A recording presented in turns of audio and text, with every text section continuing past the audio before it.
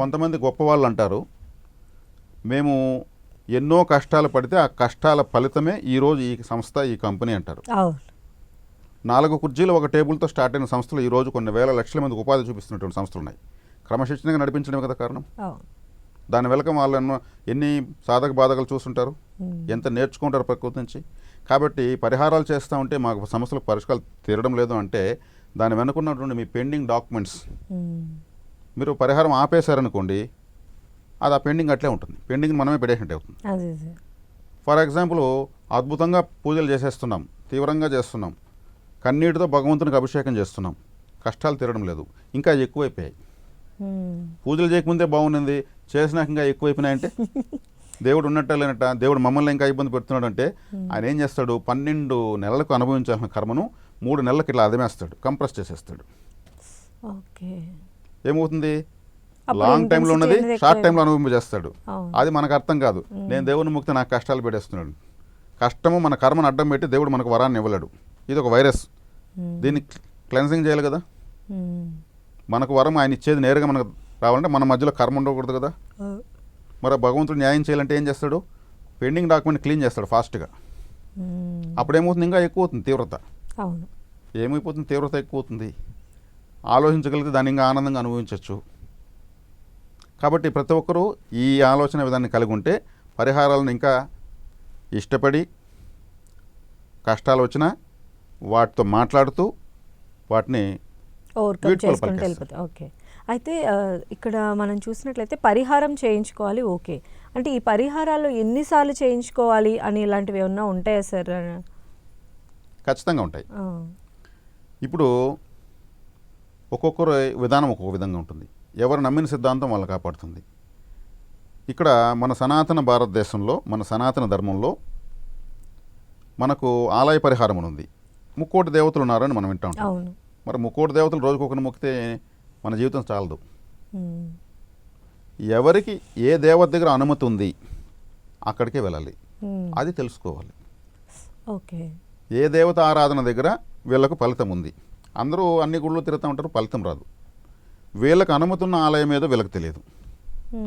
ఫలానా ఆలయానికి వెళ్ళిన తర్వాత అప్పటి నుంచి నాకు బాగుంది అని కొంతమంది అంటూ ఉంటారు. అప్పటి వరకు నేను ఎన్ని గుళ్ళు తిరిగినా నాకు ఫలితం లేదు, అనుకోకుండా ఒకరోజు ఆలయానికి వెళ్ళాను, అప్పటి నుంచి నాకు బాగుంది అంటారు. అంటే వాళ్ళు స్వయంగా అనుభవించారు కదా. అలా వాళ్ళు ప్రతి ఒక్కరు కూడా వారి జీవితానికి ఏ ఆలయం, ఇప్పుడు అష్టకర్మలు ఉంటాయి, 8 ఆలయాలు ఉంటాయి. అష్టకర్మలకి అష్టపరిహారాలు ఉంటాయి. ఒక్కొక్క కర్మకు ఒక్కొక్క ఆలయం ఉంటుంది. ఆ ఆలయం ఏదో తెలుసుకుని అక్కడికి వెళ్తే మనకు మనకు రిజల్ట్స్ రావడం స్టార్ట్ అవుతుంది. ఇది మేము తంత్ర జ్యోతిషం అనే ఒక విధానం మా దగ్గర ఉంది. ఈ తంత్ర జ్యోతిష విధానం ప్రకారం వాళ్ళకి ఎన్ని పరిహారాలు వస్తాయి, ఆ ఏ ఆలయం అనేది వీళ్ళకు ఆ పరిహారానికి వస్తుంది అనేది మేము మార్కింగ్ వేసి ఇస్తాం. వాళ్ళు వెళ్ళి ఆరాధన చేసుకోవచ్చు. అలా వెళ్ళి రాగానే ఫలితం రావాలంటే కూడా కుదరదు. ఒక ఫార్ములాని మళ్ళీ మళ్ళీ అప్లై చేయడం ద్వారా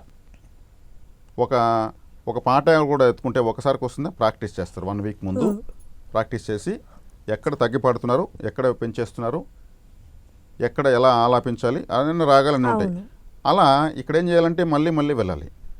ఆలయంకి వెళ్తే కూడా అక్కడ ఆలయంలో భగవంతుని ఆలోచింపజేసే విధంగా మనం ఆలోచించాలి, ప్రవర్తించాలి. ఇలా వెళ్ళాలా టాటా చెప్పేసి దేవతలు ఏం పలకరు.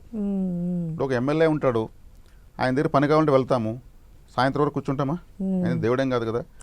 ఆలయానికి వెళ్తాము, కనీసం 1 గంట కూర్చోలేమా మన కోసం. అది కూడా 1 గంట కూర్చుంటే వాళ్ళు ఆలోచిస్తారు, ఎందుకు 1 గంటగా ఇక్కడ కూర్చున్నాడు ఇతను, వెళ్ళలేదు, ఇతని సమస్య ఏంది అని ఆలోచిస్తారు. అలా వాళ్ళు ఆలోచించడం మన కళ్ళు చూసినట్టే. ఒక్కసారి దేవత చూపు మన పైన పడితే మన మీద ఉన్న కర్మ ఎగిరి దూరంగా వెళ్ళిపోతుంది. నాకు బస్సు వెళ్ళిపోతా ఉంది, దర్శనం అయిపోయింది, నేను పరిగెత్తాను ప్రసాదం తీసుకుంటే అలాంటప్పుడు వచ్చే ప్రయోజనం ఉంది. మన ఆలయాల్లో ఖచ్చితంగా 1 గంట సేపు స్పెండ్ చేయాలి. అక్కడ విపరీతమైన కాస్మిక్ ఎనర్జీ ఉంటుంది. అది మన చుట్టూ ఆరాలో ఉన్నటువంటి నెగటివిటీని బర్న్ చేస్తుంది. కానీ మనం కూర్చోలేని విధంగా అక్కడ మనకు ఇరిటేటింగ్ అవుతూ ఉంటుంది. లేసి వెళ్ళిపోదాం అనిపిస్తుంది. ఎందుకంటే మన నెగిటివ్ కర్మ ఏం చేస్తుంది, కూర్చోనేదు, అయినా కూర్చోవాలి. కాబట్టి దేవుణ్ణి ఆలోచింపజేసే విధంగా మనంగానే ఆరాధిస్తే ఇంకా వాళ్ళ చూపు మన మీద పడిందంటే ఖచ్చితంగా వర్కౌట్ అవుతుంది. కాబట్టి ఏ ఆలయంలో ఏ దేవత దగ్గర అనుమతి ఉందో అది తెలుసుకుని వెళ్ళడం వల్ల ఇంకా వేగంగా ఫలితాన్ని సాధించవచ్చు. కొంతమంది గురు పరంపరలో పరిహారాలు ఉండవు, వాళ్ళు పీఠాలు, ఆశ్రమాలు, సన్యాసులు ఇట్లాంటి వాళ్ళ చుట్టూ తిరుగుతూ ఉంటారు. అక్కడికి వెళ్ళే కొద్దికి వీళ్ళకి ఇంకా సమస్యలు ఎక్కువ అవుతాయి. అక్కడ అనుమతి లేదు. గురువులు చెడ్డవాళ్ళు కాదు, వీళ్ళకి వాళ్ళ దగ్గర అనుమతి లేదు. అది వాళ్ళ జాతకంలో తెలుస్తుంది. Okay okay. కొంతమంది ఇంకొక దేవతను పట్టుకుంటారు, ఆ దేవతకు వీళ్ళకి సంబంధమే ఉండదు, కానీ వీళ్ళు ఆ దేవతను ఇష్టమని ఆరాధిస్తుంటారు. సంబంధం లేని చోట మనము ఎంత ప్రార్థించినా ఫలితం రాదు. అది ఎవరికి ఏ ఆలయంలో ఏ దేవత దగ్గర ఏ రోజు ఏ నక్షత్రంలో వెళితే ఇంత ఒక ఫార్ములా, దాని ప్రకారం మనకు కనెక్టివిటీ వస్తుందనేది తంత్ర జ్యోతిష్యం. ఓకే. ఆ విధానాన్ని మేము చెప్పిస్తాం. మమ్మల్ని సంప్రదిస్తే కానీ అది మాత్రం తెలియదు. అదేలేండి. ఇప్పుడు ఒకరి వేలిముద్ర, ఇప్పుడు మీ వేలిముద్ర ఇంక ప్రపంచంలో ఎవరికి ఉండదు. అవును. సేమ్ అంతే, ప్రతి ఒక్కరి కర్మ ఇంకొకరికి ఉండదు. కాబట్టి వారి జాతకాన్ని చూపించుకోగలిగితే మేము దాన్ని మార్కింగ్ చేసి చూపిస్తాం. కర్మను ఎదుర్కోవడం సులభమే, ఎదుర్కొనే శక్తిని సంపాదించడం సులభమే, దాన్ని పూర్తిగా నిర్మూలించుకోవడం సులభమే. ఆ విధానం తెలుసుకునే వరకు అది అర్థం కాదు. మరి అన్యమతస్తులు ఉన్నారు, వాళ్ళంతా జ్యోతిషం తెలియదు, ప్రపంచమంతా ఉంది, మరి వాళ్ళు ఏ పరిహారాలు ఏ ఆలయాలకు వెళ్ళరు, ఇంకా ధనవంతులు ఉన్నారు, ఇలా ఆలోచించినప్పుడు అంటూ ఉంటారు. అవును, చాలా మంది అంటూ ఉంటారు. వాళ్ళని పలకరిస్తే మాకున్న కష్టాలు ఈ ప్రపంచంలో ఎవరికి లేవు, అప్పుడు వాళ్ళు ఓపెన్ అవుతారు, తేనె తొట్టిని కదిలించినట్టే. నేను చెప్పాను డబ్బే అన్నిటికీ పరిష్కారం కాదు అనేసి. వాళ్ళని పలకరిస్తే తెలుస్తుంది. వాళ్ళకు ఆ విధానం లేవు కాబట్టి వాళ్ళు దాన్ని సంప్రదించరు. వాళ్ళకి తెలిసిన మార్గాల్లో వాళ్ళు ఫైటింగ్ వాళ్ళు చేస్తూ ఉంటారు, వాళ్ళ ప్రేయర్స్ వాళ్ళు చేస్తూ ఉంటారు.